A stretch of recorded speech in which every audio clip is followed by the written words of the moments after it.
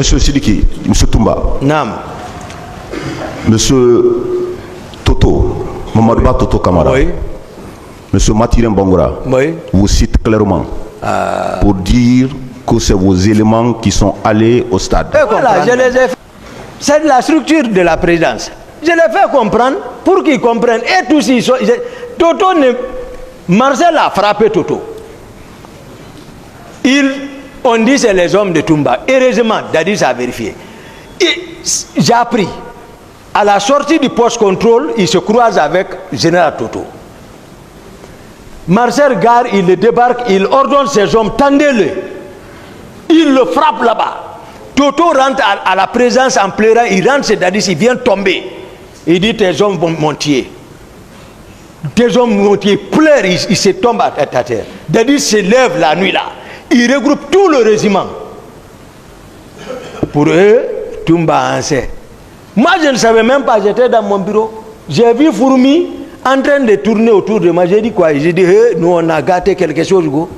On a frappé le général. J'ai dit, hey, vous l'avez frappé? Il dit, oui. Il dit, hey, le président a fait sortir tout le monde. Ils sont. Dadis a fait coucher tout le monde à terre, ventre au sol, pour demander excuse à Toto. Moi, je ne suis pas venu. J'ai dit, c'est vous qui savez ce que vous avez gâté, c'est quitter là. Mais le matin, tout le monde dit, les hommes de Toumba. Jusqu'à présent, il y a l'étiquette là sur mon dos. Je le dis ici. Je ne savais même pas ça. Vous avez dit quelque chose qui a attiré mon attention. Oui. Suite aux déclarations de général Toto, Mathurin plutôt. Oui, Mathurin vous a cité clairement pour dire que c'est vos éléments qui sont allés au stade. À la réponse à cette question, vous avez dit que c'est votre grand frère. Oui. Vous partiez même chez lui au bureau pour le voir. À mon avis, il n'y a pas d'antécédent entre vous et M. Mathurin Bangoura. Il y a un antécédent. Quel est l'antécédent qui vous lie? Voilà. C'est-à-dire la prise de pouvoir, hein? Et ils étaient d'abord dans un camp où on a dégagé. Puisque lui, aujourd'hui, il a la force, je ne vais pas dire le nom. L'intéressé qui voulait prendre le pouvoir, je l'ai dégagé à côté. Vous voyez, ça, le général Mathurin, c'est un gendarme quand même. Moi, lors du prise du pouvoir, moi, je l'ai connu. Je ne l'avais pas connu auparavant. Mais c'est qu'ils ne sont même pas la paix. Ils ne connaissent pas comment est la présence. Maintenant, c'est ce que moi, aujourd'hui, je suis en train de faire comprendre le peuple, le mensonge qu'ils ont fait monter contre moi, comment ils m'ont caricaturé, comment ils étaient en train de fabriquer. C'est une conception pour dire, maintenant, c'est ça Koundara. Venons, on va l'éliminer pour rendre compte au peuple, dire, quand nous étions venus, pour l'arrêter par rapport à cet événement, il s'est révélé, il a tiré, on l'a tiré, il est mort. Il n'y a plus de témoins. Maintenant, ils vont continuer le pouvoir. Voici, c'était le plan. C'était pour me tuer à Koundara. Maintenant, dire maintenant, ah, on est venu l'arrêter, Toumba, vous le connaissez, donc c'est lui qui a envoyé les gens au stade, c'est lui qui a fait tout ça. Maintenant, il a refusé qu'on ne l'arrête. Maintenant, il a pris l'arme et puis ils l'ont tué, il est mort. C'est fini.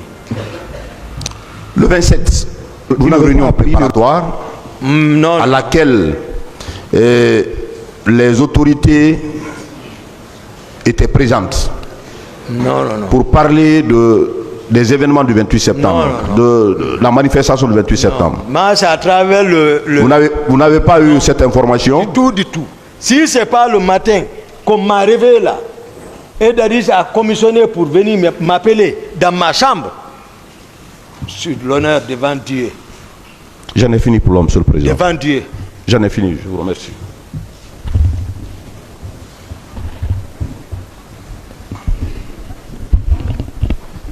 Merci, Monsieur le Président.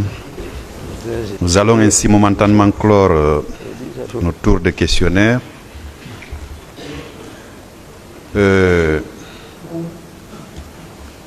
Monsieur Diakité. Oui, Monsieur le procureur. J'ai été attentif à tout ce que vous avez dit. Merci. Quand Monsieur le Président vous a notifié tous les chefs d'inculpation, les faits pour lesquels vous comparaissez devant la juridiction criminelle, la réponse que vous avez donnée, c'est que vous ne reconnaissez pas. Oui. Vous vous êtes expliqué de long à large. Des questions vous ont été posées. À mon tour, je vais vous poser quelques questions. D'accord. Ce sont des questions de consolidation que je tire sur un rapport de Human Rights Watch. Oui. Parce que vous avez été formel, que vous êtes venu au stade dans l'unique but de rechercher Monsieur Moussa Dadis Camara. Oui. Ne l'ayant pas trouvé, vous avez vu des scènes auxquelles vous aviez été sensible selon vous. Oui, selon moi. Et d'autorité, sans que vous ne receviez une quelconque instruction de qui que ce soit, vous vous êtes employé à tirer les leaders politiques de cette situation-là. Alors, ces mêmes leaders ont été rencontrés par Human Rights Watch et ils ont fait des déclarations. D'accord. Au prime abord, parlant des agressions des chefs de l'opposition par la garde présidentielle, à la page 43, il est dit ceci.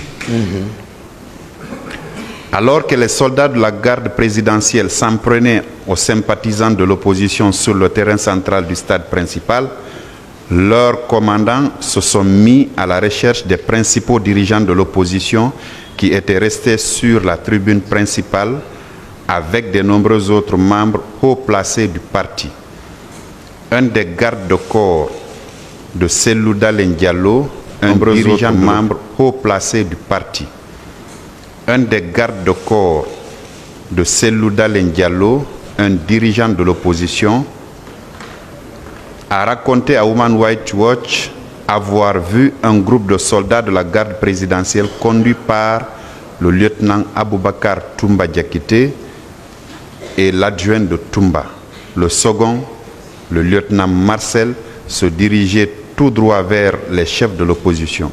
Ce témoin a aussi vu avec le groupe deux autres membres de la garde présidentielle qu'il a identifiés comme étant Sankaran et Kareka, soldats qui selon lui travaillaient parfois comme chauffeurs pour Dadis Camara. Quel commentaire faites-vous à ce que je viens de lire là? Oui. C'est ce que j'ai expliqué, tel que, effectivement, j'ai dit tout devant tout le monde que j'étais au stade. J'ai dit également que, d'abord, je n'étais pas avec les gens, certainement certains, comme ils l'ont déjà fait, ils les ont agressés. Mais, sauf que moi, je me suis opposé pour dire, venez vers moi. C'était ma parole. Mais ils ont été pris, comment en surprise. Hein? Non, ils sont surpris parce qu'ils ne savent pas tout ce qui s'est passé. Donc tout ce qu'il a vu, c'est ce qu'il a raconté. Ce qu'il a vu, c'est ce qu'il a raconté. Donc ils sont surpris. Ils n'ont pas. Maintenant, c'est aujourd'hui. Il a certainement, à travers Dieu, a voulu qu'on donne des explications, qu'il va faire la part des choses. Mais ce que moi j'ai expliqué, je ne peux pas dire ce qu'il a dit, c'est pas vrai. S'il était présent, ce qu'il a vu, il a dit ça. Mais sauf que moi, mon comportement, et comment je suis venu, je veux que aussi ils comprennent à partir d'aujourd'hui que Toumba était comme ça. Vous savez bien que vous étiez connu quand même des Guinéens. Ils m'ont fait connaître par les Guinéens, c'est ça. D'accord. Ils m'ont fait connaître par les Guinéens. Alors, plusieurs témoins interrogés ont déclaré avoir aperçu Toumba sur les lieux de violence. Certains d'entre eux l'ont même vu frapper des manifestants et parfois même tirer sur des personnes dans les tribunes couvertes. Toumba est une personne connue en Guinée car il accompagne régulièrement Dadis Camara lors de ses participations publiques. Voilà. Qui ont, je n'ai pas fini, qui pour la plupart sont photographiées et transmises sur les chaînes de télévision publiques. Plusieurs témoins ont affirmé que Toumba était facilement reconnaissable à la façon particulière dont il porte son béret rouge, bien enfoncé sur sa tête comme un bonnet de laine ordinaire.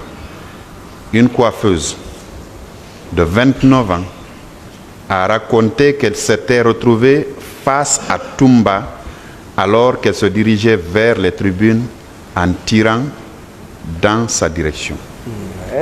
Je vous ai dit que vous étiez connu parce que vous accompagnez le président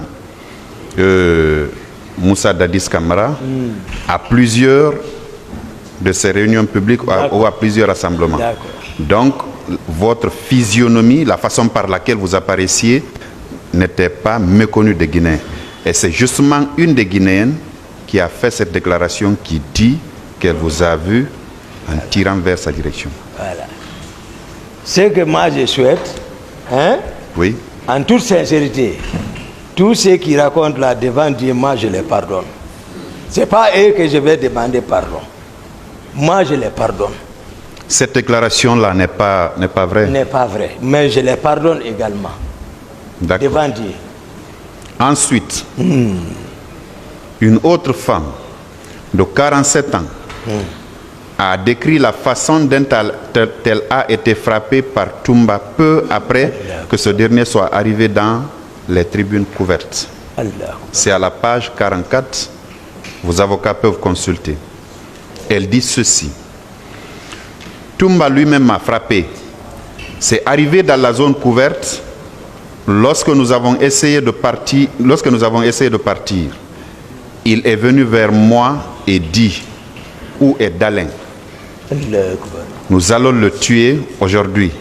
Où sont vos gens? Il m'a frappé sur les reprises avec sa main. Tout en me battant, il dit: qu'est-ce que tu es venu faire ici? Tu es une vieille. Pourquoi es-tu venu? Hein?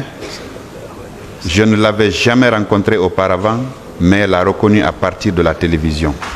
Personne ne l'arrêta.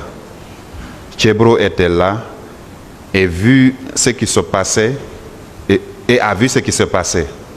Il ne l'a pas empêché. Après cela, mon mari m'a amené hors du stade. Nous avons quitté rapidement avant que nos leaders ne soient battus. Cette autre femme aussi ne dit pas la vérité. Ce n'est pas une vérité. Je veux que, puisqu'il s'agit des leaders, hein, oui, c'est-à-dire les leaders eux-mêmes, ils n'ont qu'à ici, parce que c'est très important. Il ne faut pas que quelqu'un te sauve et puis tu t'assois, tu vois les gens en train de dire les contre-vérités. Non, je ne suis pas là encore. Voilà. On en viendra sur la partie des leaders. Voilà. Vous avez été méthodique, je vais l'être aussi. Voilà, donc c'est pas vrai. Cette autre femme ne dit pas la vérité. Pas vrai. Très bien. Alors, j'en viens aux leaders politiques. Ouais. Il y a une femme qui a fait une déclaration aussi, une dirigeante de l'opposition. Ça, c'est à la page 45. Elle dit ceci: Toumba menait les militaires dans les tribunes vers les leaders. C'est lui-même qui avait frappé le leader de l'opposition, Cellou Diallo. Toumba était coiffé d'un béret rouge et avait accroché des fétiches à sa tête. Et oui, je lis ce qui écrit M. Diakité. Et il était en uniforme militaire. Toumba était entré dans les stands avec environ 50 bérets rouges. Il était parti immédiatement vers Cellou Diallo et l'a frappé à la tête avec son fusil. Puis, le frappa encore sur les côtes. Cellou Diallo est tombé et j'ai pensé qu'il était mort. Lorsque Toumba a vu Cellou tomber, je crois que Toumba avait également pensé qu'il l'avait tué. Lui et d'autres commencèrent à frapper François Fall. J'ai crié. Ils ont tué les leaders. Un béret rouge avait brandi son arme devant moi et m'a frappé à la tête. Puis, D'autres me frappaient dans les reins et les jambes. Puis un autre béret rouge m'avait poignardé à la main et à la poitrine. Un seul m'avait poignardé, le reste me frappait. Cette déclaration également est très fausse, M. Diakité. Elle est fausse. D'accord. Est-ce que parmi les leaders politiques que vous avez envoyés à la clinique Ambroise Paré, il y avait Mouktar Diallo? Ah, je crois, Mouktar, certainement, il devrait être dedans. Certainement. Hein? Certainement. Bien. Certainement.